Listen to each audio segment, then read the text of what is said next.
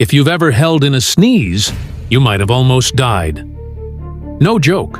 When you block a sneeze, the pressure shoots backward into your skull, spine, and lungs. One guy tried to stop a sneeze at work. His throat exploded. Not metaphorically. It literally tore open. He couldn't speak, couldn't swallow. Doctors had to cut his neck open just to save him. And that's not even the worst part. In rare cases, it can burst a blood vessel in your brain. That's not holding it in. That's playing Russian roulette with your skull. Next time, let it fly. Comment, "Bless you," if you've ever held one back. Like and subscribe.